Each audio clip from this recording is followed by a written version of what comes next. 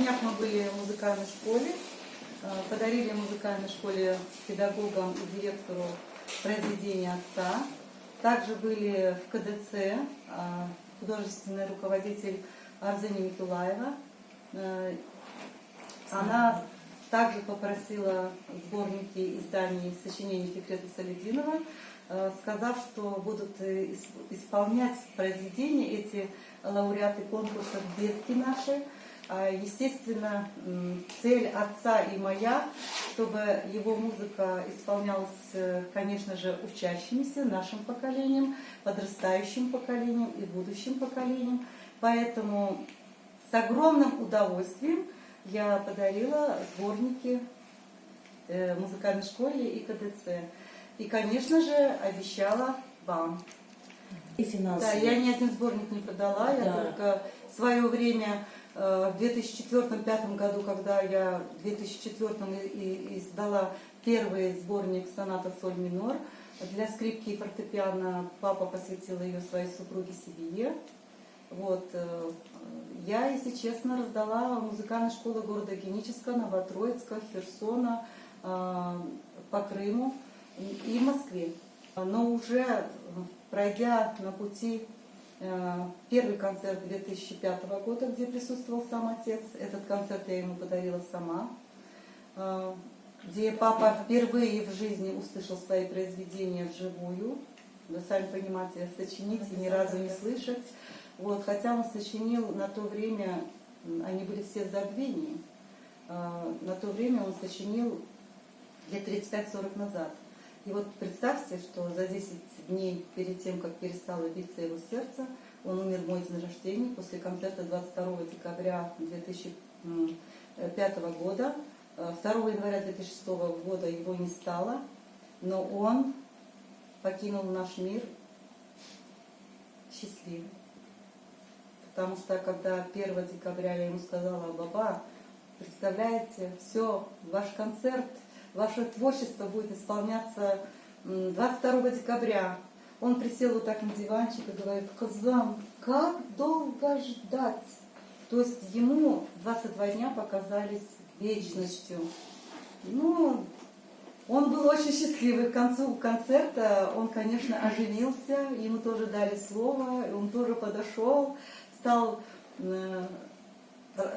дирижеру руку жать, благодарить. И он определенно хлопал в ритме 7/8.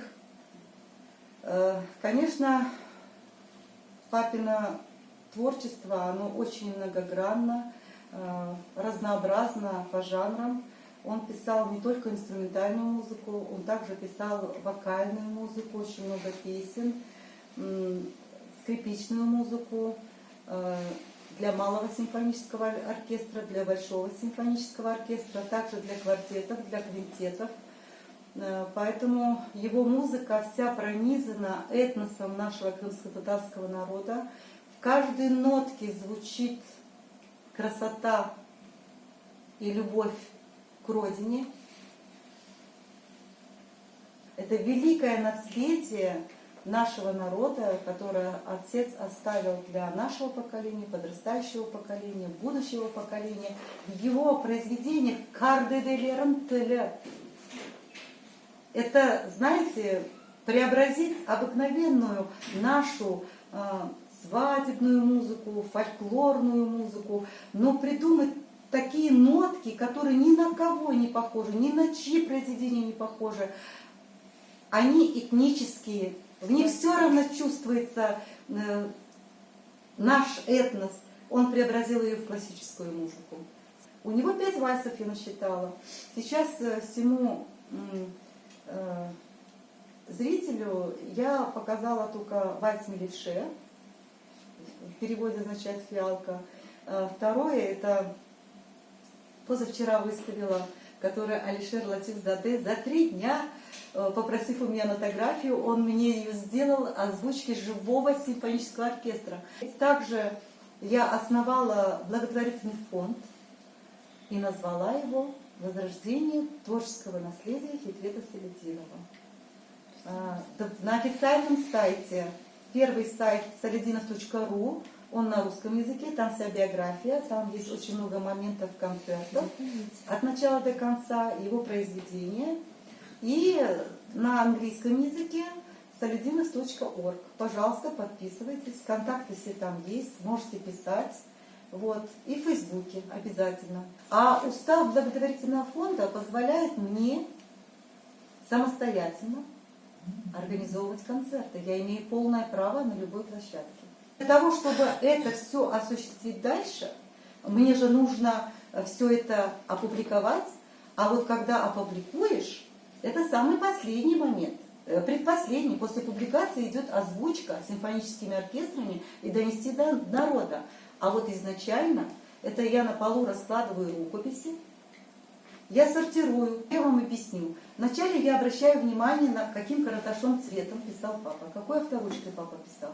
Потом я по музыкальным ключам, вот образно покажу, я смотрю на вот эти смотрю на вот эти скрипичные ключи.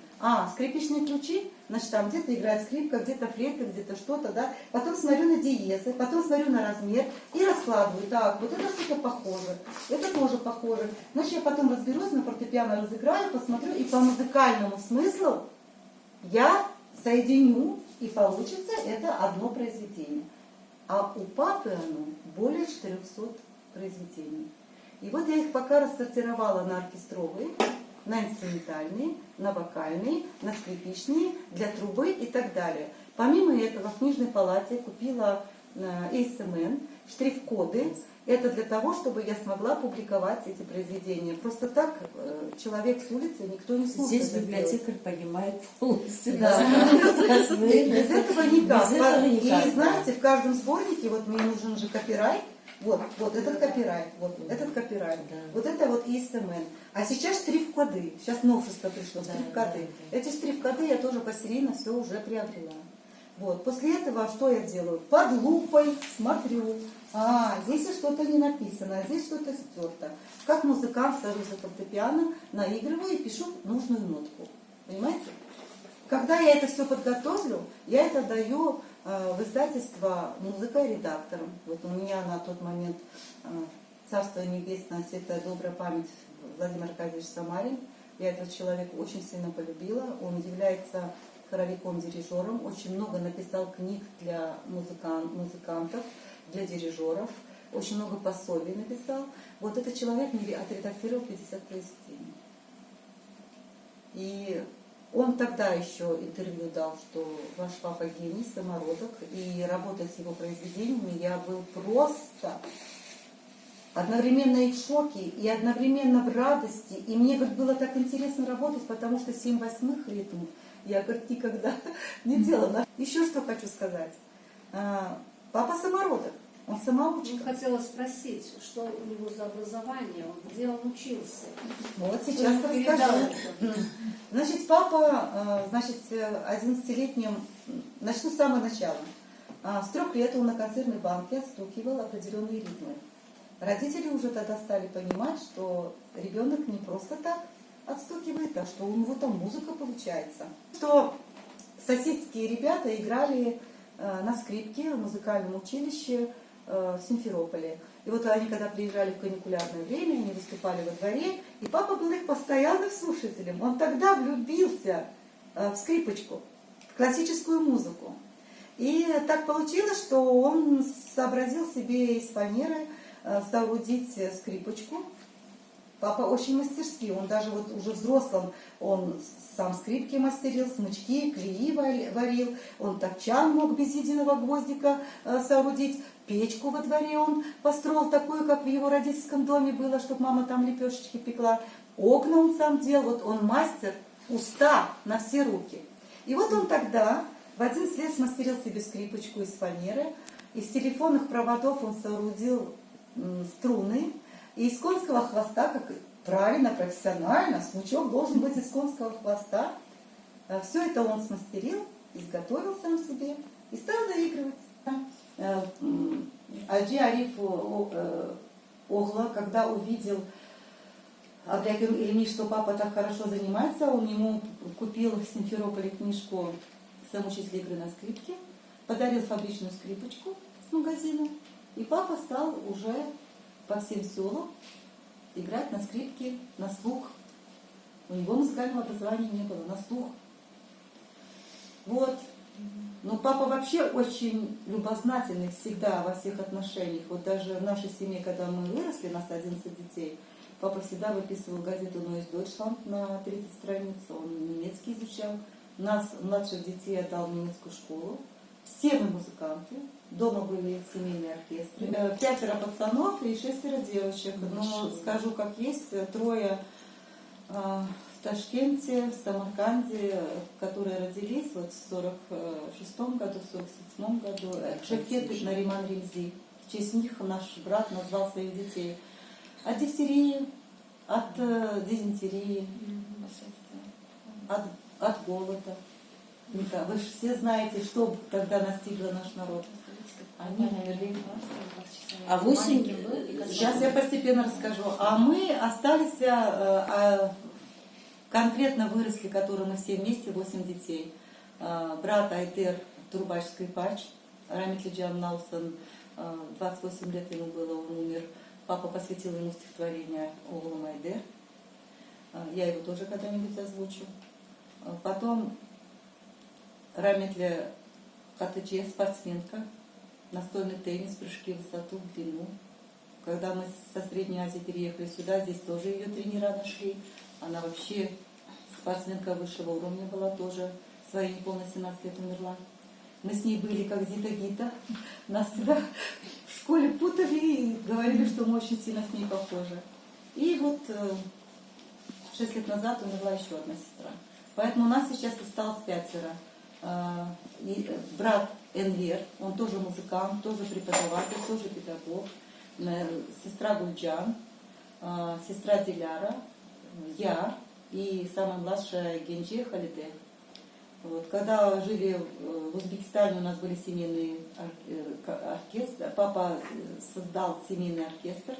Мы играли, у нас были зрители, соседи. А потом папа организовал в 2 музыкальных школах на добровольных началах 2 детских оркестра, дирижировал сам. Так что этот вальс Мелевше, я его услышала еще, когда училась в 4-5 классе. По классу виолончели я тогда занимался. Вот.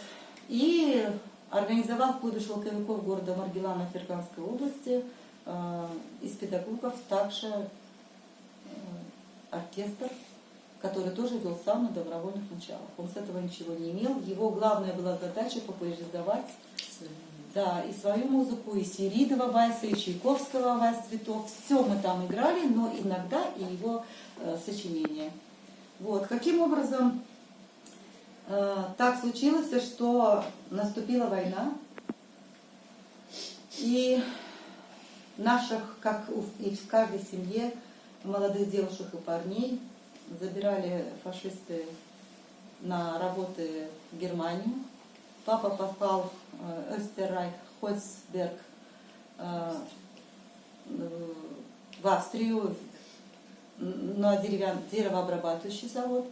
Мама попала также в Österreich, Глак-фабрик, на стеклянную фабрику была там передовицей. И вот представьте, им по 13 лет, 4 года войны они там работали. И вот победа. И вот уже все возвращаются. Наш народ уже депортировали. В 45-м году, да? В 44-м году наш народ депортировали. И победа. И получается, что нужно возвращаться на родину, а им в Германии говорят, вы не можете вернуться на родину, вас депортировали. Просили остаться, не уезжайте, оставайтесь здесь. А так получилось, что там подруга мамина Шимснур неожиданно говорит моей маме, маму Сибья зовут, нашей мамы, и говорит, вы знаете, а тут есть секрет. Надо сказать обязательно, что в школе, когда учились в Столбодраке, мама жила и училась в Столбодраке, это ныне Скалистая Башсарайского района, а папа родился и жил в Эскейле, сейчас ныне Вишневая, там рядом село Орловка, Мамашай. И так получилось, что в школу все ездили из всех селений, ездили в Столбодрак, там школа была. И папа жил там со своей тетей и с бабушкой Усиина, его отца родного Усиина с бабушкой. Там они жили в общежитии.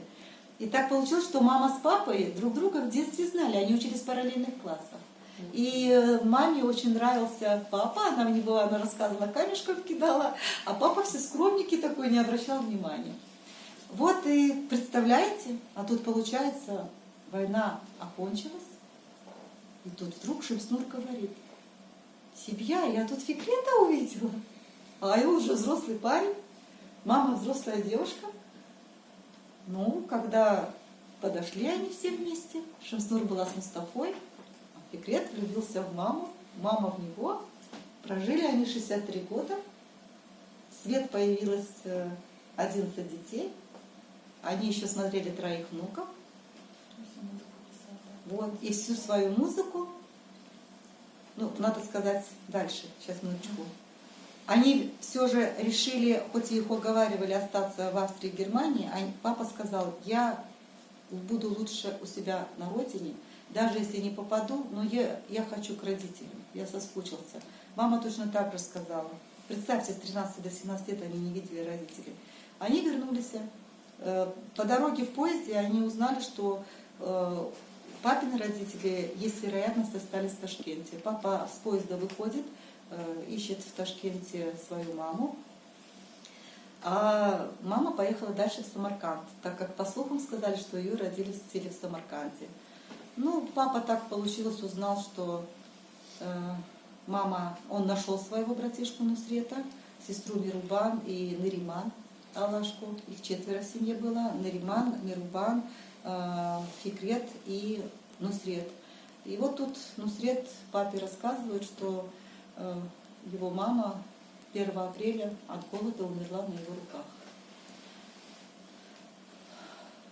Папа очень сильно расстроился, что не успел увидеть маму живой, но уже понимал, что надо строить самостоятельный путь. Поехал в Самарканд искать маму.